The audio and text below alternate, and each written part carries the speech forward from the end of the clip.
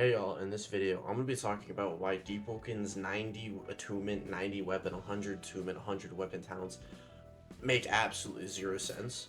The concept idea of putting them in the game is cool, but as a whole, they don't make sense. I'm just going to get straight into it. Starting up, we're going to go with, my opinion, the biggest offender, the Iron Sing one. At 90 Iron Sing and 90 weapon, you unlock Rending Needle Augmenter. Now everything with this is wrong. There's not a single thing that's right, but I'm going to go over the three main points that you need to understand to realize why this is the stupidest talent in this game. First off, it is a talent that gives you a weapon which has no scaling. Ignore the one heavy scaling. It's only giving you 3 more damage at 100 heavy weapon. It is a weapon that has no scaling that you are required to go 90 weapon for. Second off, this is a talent that gives you a heavy specific weapon, which does apply heavy weapon talents. However, if you go another weapon type, like medium or light, there is zero benefit at all to getting this, because all that light weapon investment is just gone. Finally, this has basically nothing to do with Iron Sing or weapons, other than the fact that it gives you a small buff to your metal armament and your critical applies heavy rods. But this is like if I took a Darksteel Greatsword, slapped a bunch of random talents that went willy-nilly with it, and gave it 12 range and said, yep, new weapon, which is exactly what they did here. It makes no sense whatsoever to have this in the game. It takes 90 Iron Sing and 90 weapon to get something that basically only benefits your Iron Sing, makes it so that all the heavy weapon points you've invested are basically now useless. Everything about this talent makes absolutely zero sense to have in this game, and I don't think it should be removed, but it should be requirement changed, and they should make a new 90-90 or a new 100-100, because this is some bullshit. Next up on the chopping block is Grounding Bolt. This talent is super cool. Applying knockdown on a 10-second cooldown anytime you strike someone with lightning seems super interesting. I mean, there's so many ways to pop lightning. I mean, there's so many.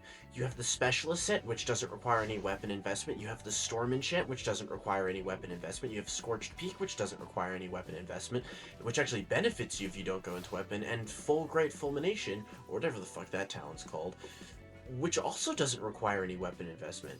So in total, we've created a talent that requires you to go 90 into a weapon stat that has 0 way to proc it while using a weapon. That makes a fuck ton of sense. Let's go, Agamatsu. Congratulations, your brain really cooked up something this time. This talent absolutely makes no sense to require a weapon. I mean, at all. I don't... It balances it, I guess, because the fact that you can knock someone down on a 10-second cooldown is already pretty insane, and the 90 weapon makes it so that, you have to use some weapon. But you could just run this with a Bolt Crusher, and the downside of, oh, I had to go 90 weapon pre-shrine, is just gone. Because it's fucking Bolt Crusher. It's the stupidest weapon in this game. This talent makes absolutely no sense. Next up, we have Status Strike. This talent makes no sense either. So if we're going 90 Frostdraw and 90 in any weapon, the crystals that you now proc from your mantras deal more damage when your opponent is bottom frozen, which can only proc off mantras. The only way to proc this without using mantras is to have the Chilling Enchant on your weapon, which requires you not to use a legendary weapon, which is the heavy meta right now.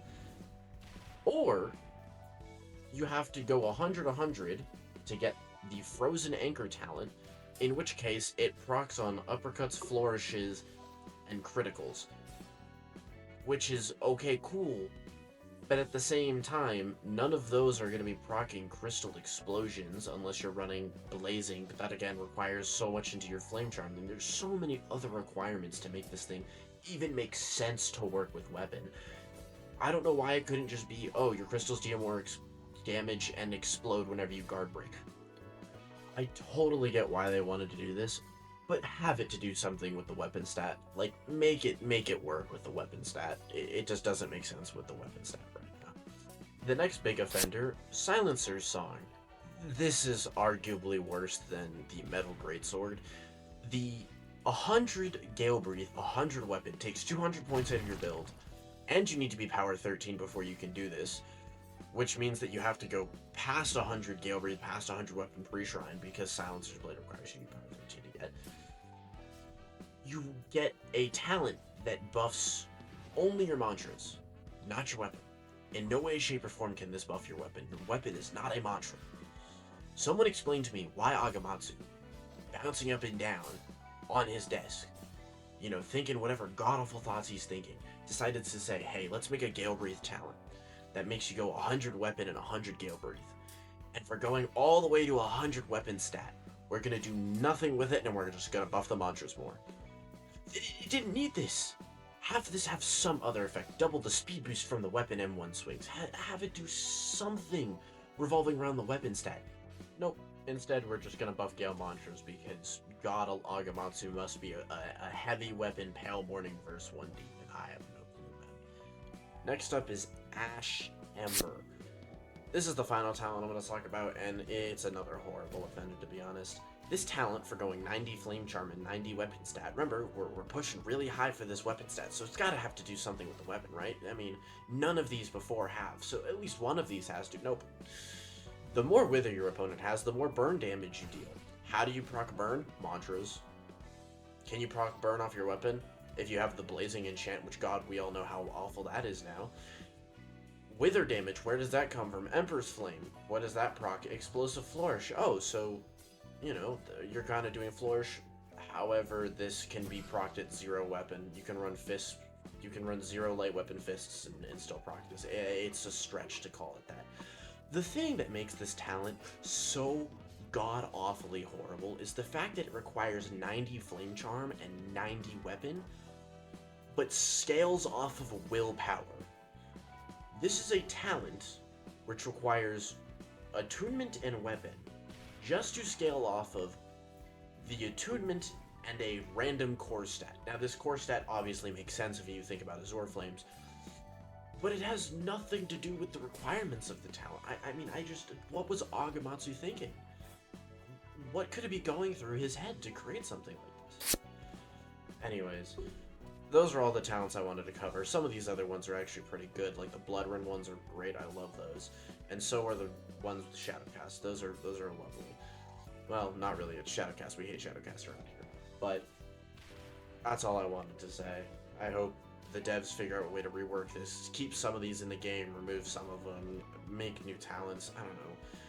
Be creative instead of just throwing 100, 100, or 90, 90 on a talent and then doing it whatever the fuck you want with it.